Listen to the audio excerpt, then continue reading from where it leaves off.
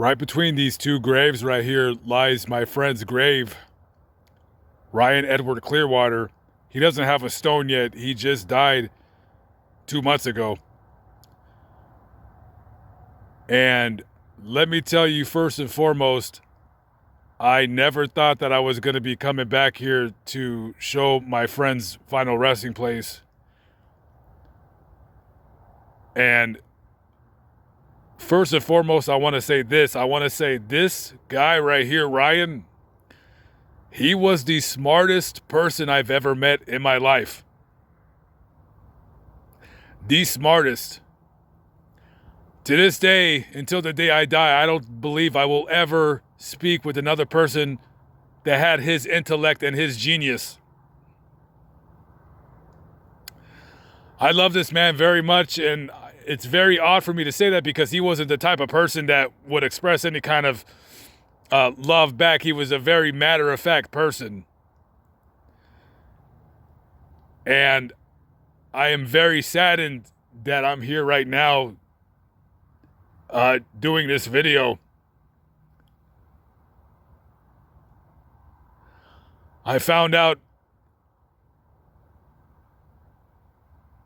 a couple months ago that he was killed out here in Las Vegas.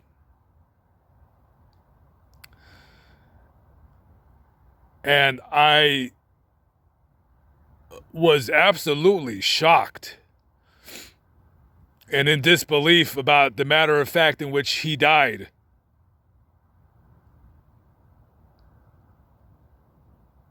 Me standing before his grave is very surreal. I don't even know what to say right now because I'm just at a loss of words.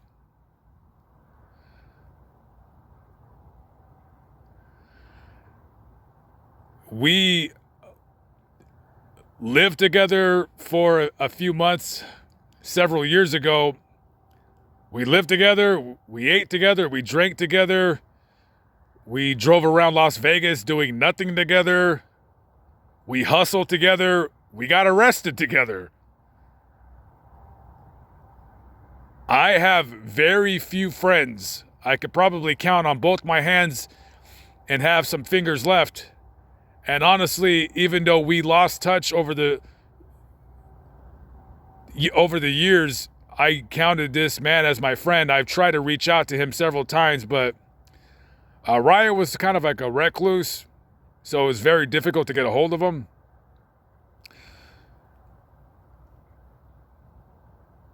Let me tell you how we met. It was a very funny story.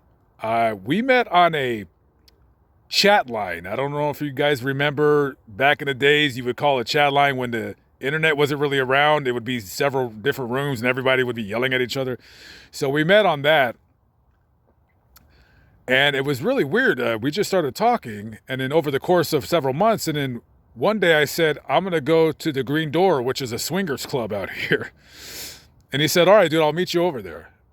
And it sounds odd, but we met up at a swingers club, and we're watching people in there just doing what they do at swingers club, having sex in front of strangers. And we were just kind of fascinated that people had the audacity and just kind of got their rocks off of people watching them have sex. Very weird how we met, readily so. And after that, we kind of formed a friendship, and we were both very much alike. We were both recluses. We were both antisocial. We didn't have many friends. We even had the same eye color, and we had the same manner of speaking. We both had kind of, deep voices. And if it wasn't for this man that lies before me right now, I would not be who I am. I would not talk the way I do. I would not act the way I do. I would not conduct myself in public the way I do. I modeled the way I spoke to enunciate my words like Ryan. I aspire to be only as half as smart as him. And I will never, ever be as smart as him. I even started reading books and magazines and articles just to almost match wits with him, which would always end in absolute and abject failure.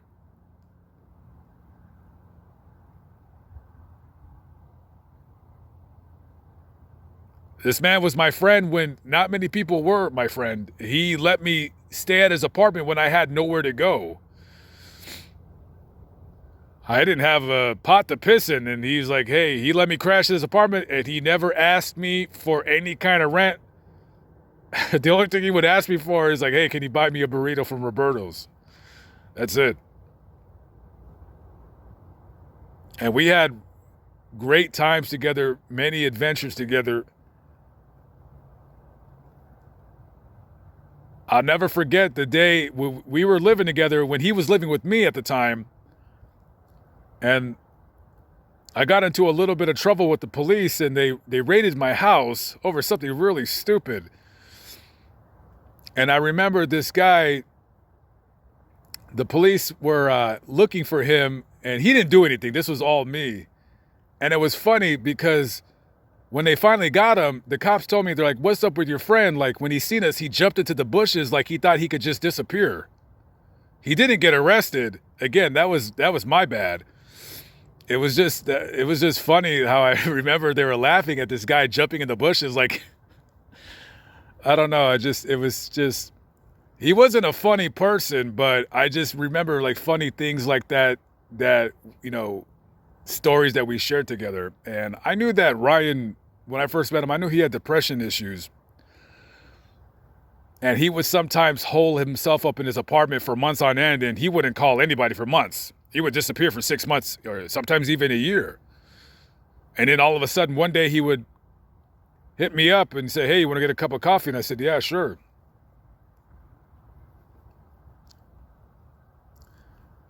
I drink coffee every day because of Ryan. I never drank coffee until I lived with him. And he told me one day, because I wasn't feeling good, I was feeling under the weather and down in the dumps. And he said, hey, you need to start drinking coffee. It'll make you feel better. And I didn't believe him. He said, let me get you a cup of coffee and you're going to feel real good right now. And he was right. And I've been drinking coffee every day ever since because of Ryan right here. I learned how to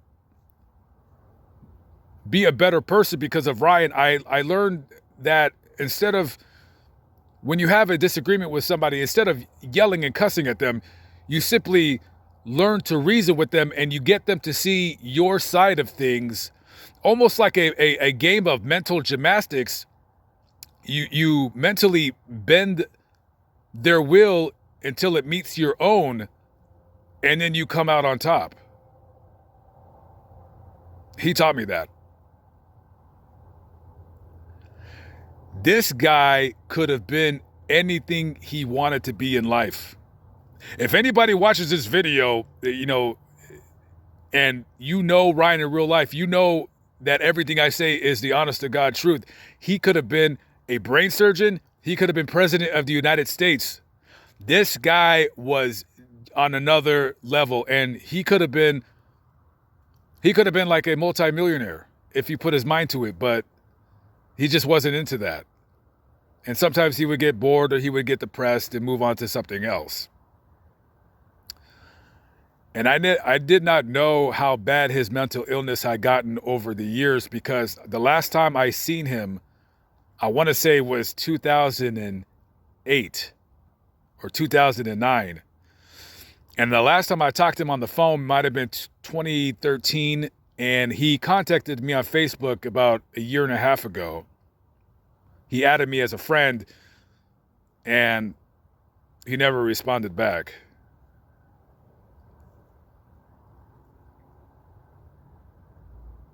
I guess he was going through a lot of mental anguish in his life, anguish that I did not know about, and I wish I did.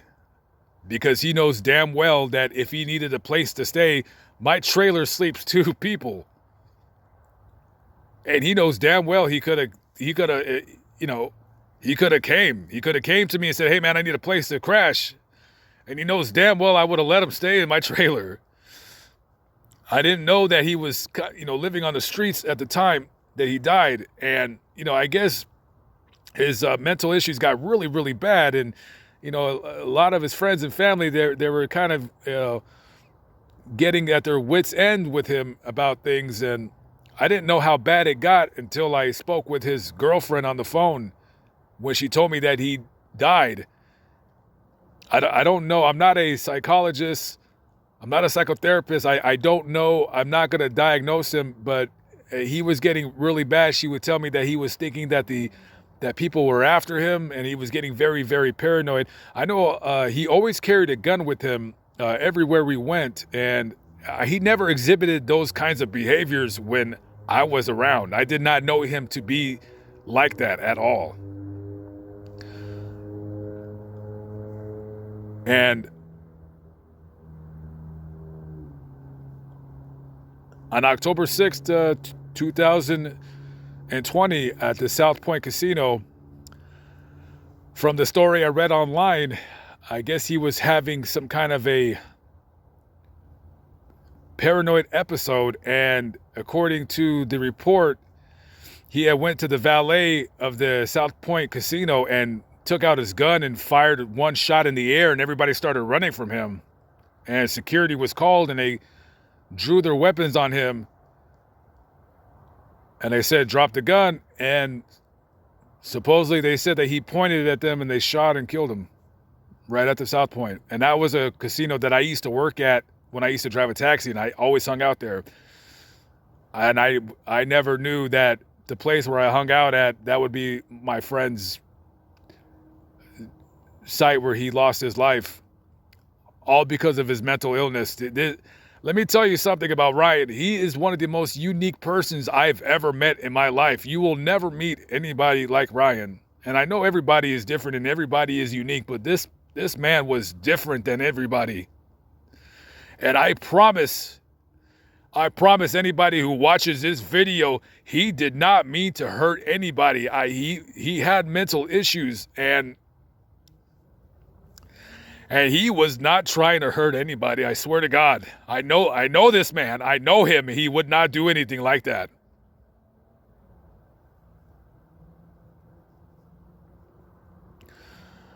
He had some severe demons in his mind that he could not shake. And I'm not mad at those security guards for taking his life, because I know that it's not their fault that this happened. And I wish it never did. I wish Ryan would have, I wish he would have fucking called me and said, hey man, where are you at, man? I need to talk to you. I probably would have drove from wherever I was to just sit with him. And I wish I could talk to him again. Cause man, let me tell you, if anybody needed advice, he was the perfect person. I mean, he helped me out tremendously in my life, more so than I probably even remember right now. And I know he would look at me weird right now, seeing me like, at his grave all sad and what have you. Because, he wasn't that type of person. Like, he would probably be like, dude, what are you doing? Why are you crying for?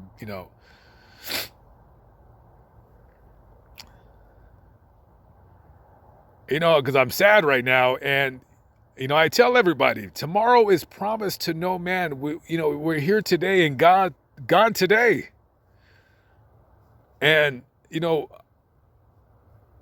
oftentimes in life, I always make jokes about everything, but, some things that I don't joke about, is mental illness, because, it's your mind, it's your brain. And I can't say that I've gone through similar situations, but I know there's been times in my life where I've been really sad, or I've been depressed, where I've been down in the dumps. And luckily I was able to pull myself out of it.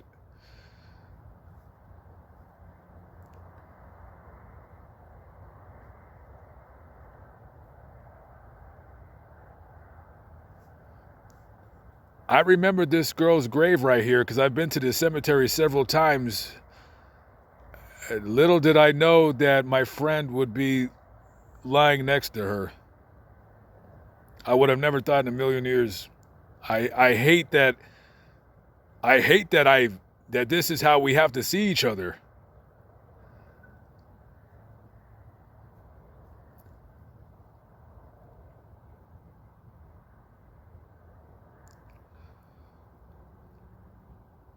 And my condolences to his mother and his father and his brothers.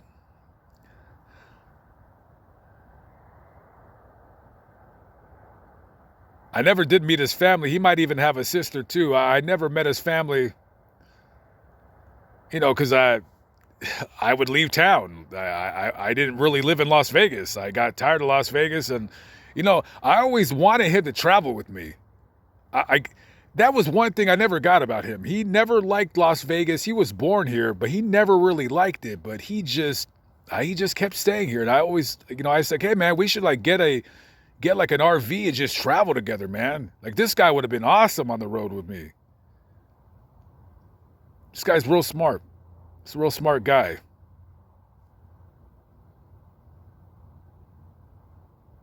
I'm very sad that I'm here.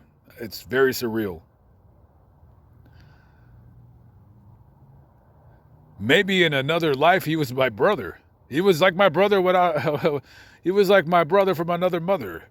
It's so odd how we both just sounded we didn't look the same. I mean, he was a skinny guy. I'm a bigger guy. But we both had this just a similar voice, similar color eyes, similar way of speaking.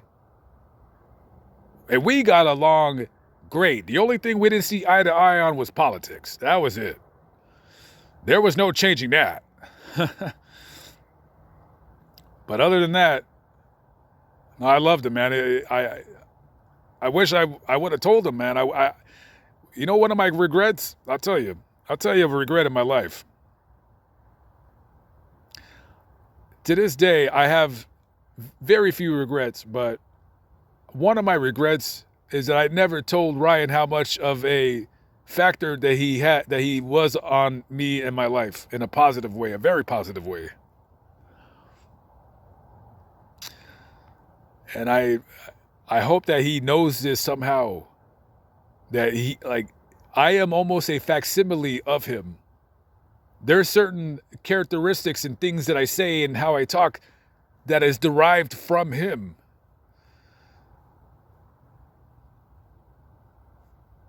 Blah, blah, blah, blah, blah. Blah, blah, blah, blah, blah, blah, blah, blah, blah.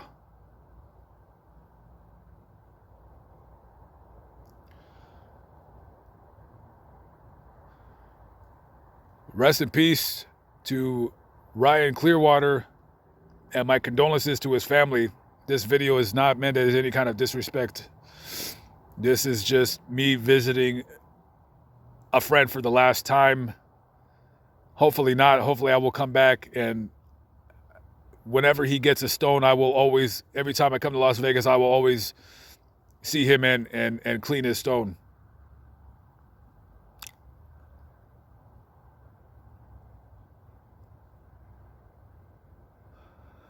All right, guys, I'm out. Thank you for listening to me babble on and on and on like some weirdo. I just want everybody to know how much I love this dude, and he was very influential on my life. My IQ would be 15 points lower if I never met this guy. Promise you. I promise you. Nothing but the truth when I say that.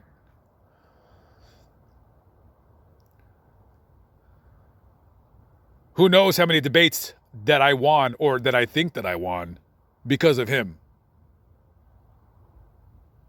Straight up. All right, guys, I got to get out of here. I just wanted to be here at night so nobody would bother me. No cars zooming around and people walking around in the shot or whatever. Just wanted to be me and him alone time, I look forward to showing his stone once it's made. Okay. Rest in peace, brother. I wish I didn't have to say that, but rest in peace, and I'll be back. All right, guys. God bless. Thank you for listening to me.